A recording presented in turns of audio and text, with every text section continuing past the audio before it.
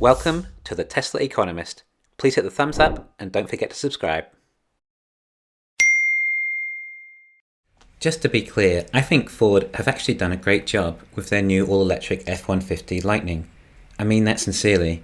They seem to have really convinced people they're capable of making a great EV pickup truck, and even endorsed by the president himself. And yes, they might even sell every one they make.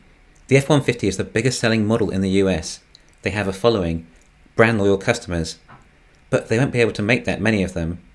I would say the long range versions, for lack of a better term, are going to require about 150 to 200 kilowatt hour batteries. That's 3 times the battery capacity of a Tesla Model 3 standard range, except the Model 3 uses LFP, which is a much more abundant and cheaper battery. In other words, if Ford were to produce a large quantity of these F-150s, it's really going to be at a large sacrifice to any other EVs they want to move into, which probably is a sign that they are not serious about moving into EVs, and this is just one big publicity stunt to prove they are capable of doing what Tesla does. And Ford are customers to all the media, from the billions of dollars they spend on advertising. Therefore, they will get tons of biased reviews, touting how truly amazing the F-150 really is. Finally, a real electric pickup truck, unlike that crazy Cybertruck. And then they'll advertise the hell out of it, not to get sales, but just for the purpose of showing the world how truly amazing Ford still is. Perhaps they priced it so high because they actually don't want to sell too many either. It's an insane amount to spend, especially on a Ford. Sure, Ford did beat Ferrari when they really wanted to, and perhaps that went to their heads, and now they think they can beat Tesla. But just remember that Tesla didn't just beat Ferrari, they destroyed them. Oh yeah, and that was in their pickup truck, not even the sports car. Tesla's family sedan leaves F1 cars in the dust. But will the existing target market really want to spend significantly more on an F-150 to move over to electric? I mean, the ICE F-150 starts at only about $29,000. The electric version starts at $53,000, with very basic options and minimal range. For $53,000, you can also buy an F-150 Raptor, the coveted high-performance F-150 version, which is probably quite a fun vehicle. And before you say the F-150 Lightning starts at $40,000, well, there's almost as much chance as the Nikola Badger coming out before that. If you're buying an electric pickup truck based on specs and value for money, then the Tesla wins hands down every time. And this is a Tesla, a much more prestigious brand over Ford. Ford is a cheap brand for the mass market. And there's nothing wrong with that. It's what they have been from the get-go with the Model T, and Henry Ford brought affordable cars to the masses. But consumers see more value in a Tesla than a Ford, all else being equal. Okay, the Cybertruck design is polarizing. You either love it or hate it. Personally, I think it looks amazing, especially when you ever see it next to a traditional pickup truck. It just looks like the future, and makes a traditional pickup truck look untidy and antiquated. Just look how clean the lines are on the Cybertruck. And then, as for the interior, traditional pickup trucks are such a mess with buttons everywhere and so much plastic. Just compare that again to the Cybertruck. Look how minimalist, clean and tidy it looks. Which one looks like it's going to be the future? Anyway, don't get distracted by the fact it's an F-150 and it looks like a real pickup truck and it's what pickup truck owners really want, because none of that matters at the end of the day. We're trying to analyse whether Ford can actually compete as an EV company, as they are one of the major potential contenders. It's all about the technology. We need to look at the specs on paper and see how they compare. The design is not important, it's the actual specifications that matter and the price they come in at.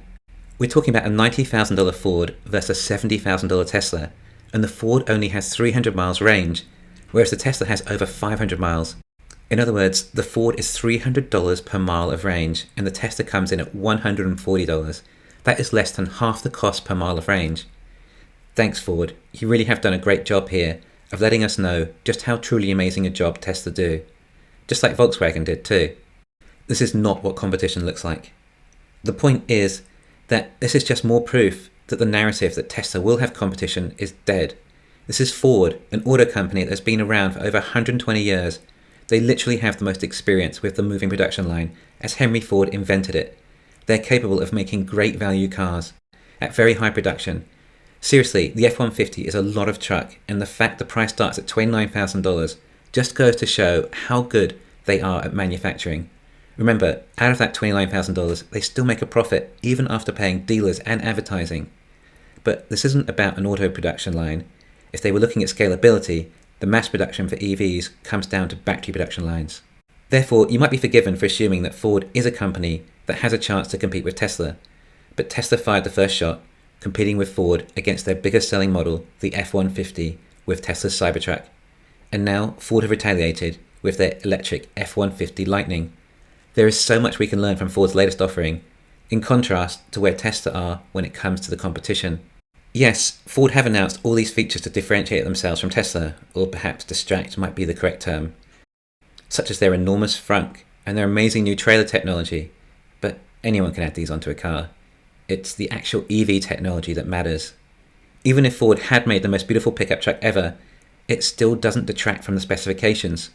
Ford couldn't launch this car without showing some of their cards. The only thing that really matters is range and price. That's the technology we need to care about. Everything else is a distraction. And the fact you have to spend $53,000 to get just 230 miles of range tells it all.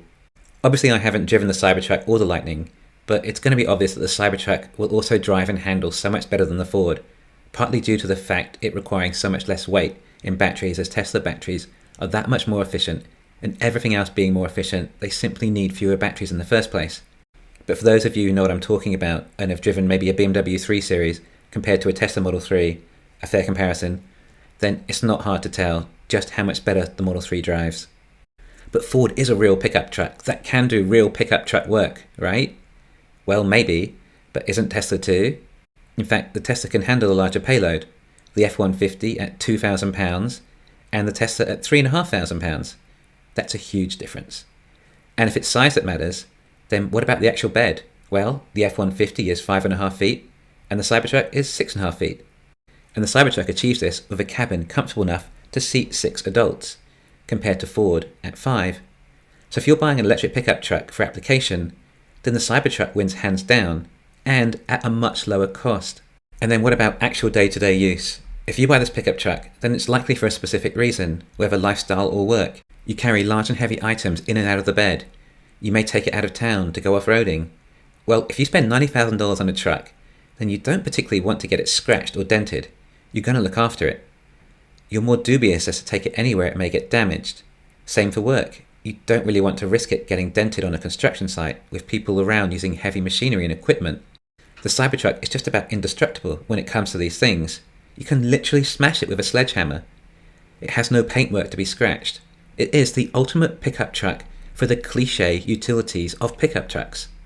Oh, and did I mention it costs so much less too? But it's highly possible if you have a pickup truck, it's not just for your typical 9-to-5 job where you drive perhaps 50 or so miles a day. If you are using it for lifestyle, you might drive hours out of town.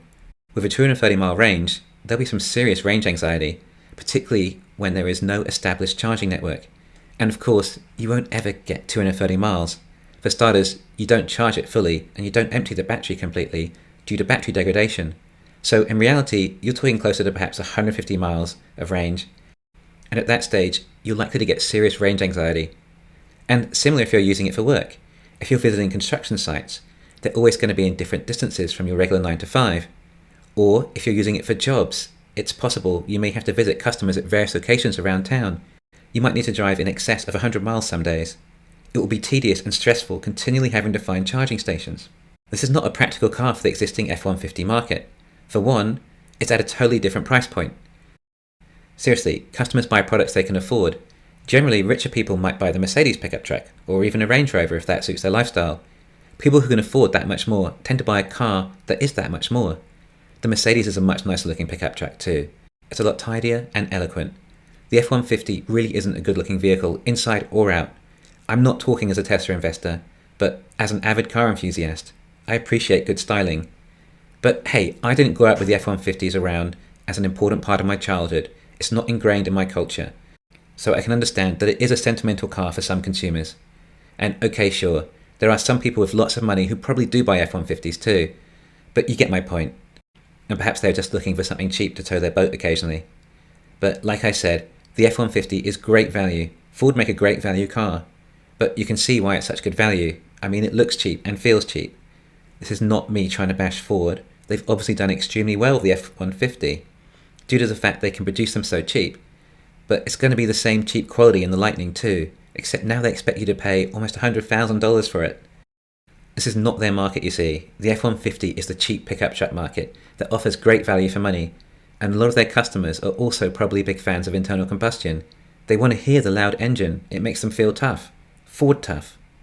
I mean, if you're in the market for an electric pickup truck, then Tesla obliterates the F-150 in every capacity, every specification, just about all applications, and it's just much better value for money.